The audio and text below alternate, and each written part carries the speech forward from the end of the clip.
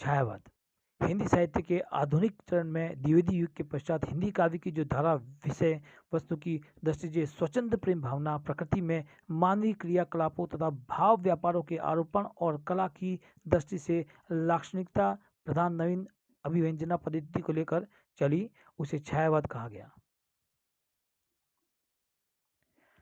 Doctor Nagendra के अनुसार स्थूल के प्रति सूक्ष्म के विद्रोह को छायावाद माना गया। ये बड़ा महत्वपूर्ण कथन है, इसे याद कीजिएगा। स्थूल के प्रति सूक्ष्म के विद्रोह को छायावाद माना गया है डॉक्टर नगेंद्र के द्वारा। प्रकृति पर चेतना के आरोप को भी छायावाद कहा गया है। रामचंद्र शुक्ल ने प्रस्तुत के स्थान पर उसकी व्यंजना करने वाली छाया के रूप में अप्रस्तुत कथन को छायावाद माना है। महत्वपूर्ण है ये भी। तीसरा है जयशंकर प्रसाद के अनुसार छायावादी कविता वाणी का वह लावण्य है जो स्वयं में मोती के पानी जैसा छाया, तरलता और युवती के लज्जा भूषण जैसी श्री से युक्त होता है।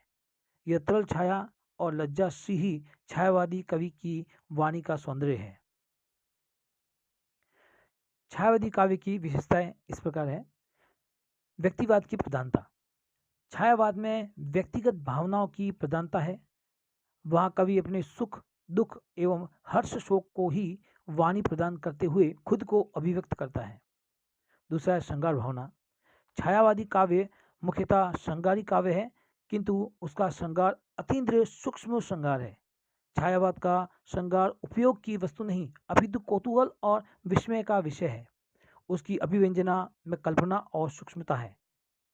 तीसरा, प्रकृति का मानवीकरण। प्रकृति पर मानव व्यक्ति का आरोप छायावाद की एक प्रमुख विशेषता है।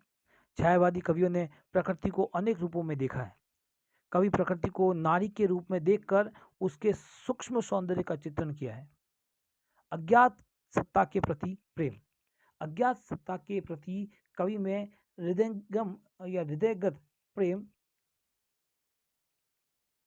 की अभिव्यक्ति पाई जाती है। इस अज्ञात सत्ता को कवि कभी प्रेयसी के रूप में, कभी चेतन प्रकृति के रूप में देखता है। छायावाद की यह अज्ञात सत्ता ब्रह्म से भिन्न है। पांचवा है नारी के प्रति भावना, नवीन भावना।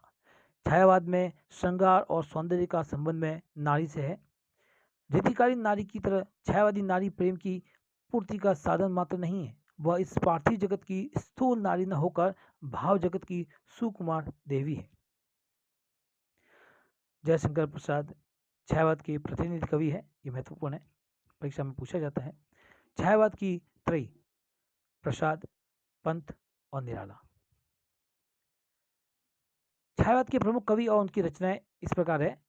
जयशंकर प्रसाद की कामायनी, आंसू, लहर, महादेवी वर्मा, निर्जा, निहार, रश्मि, सांदी गीत। सुमित्रा नंदन पंत, पल्लव, गुंजन, ग्रंथि, वीणा। सूर्यकांत त्रिपाठी निराला, अनामिका, गीतिका, परिमल। राम कुमार वर्मा, आकाशगंगा, निशीथ, चित्ररेखा,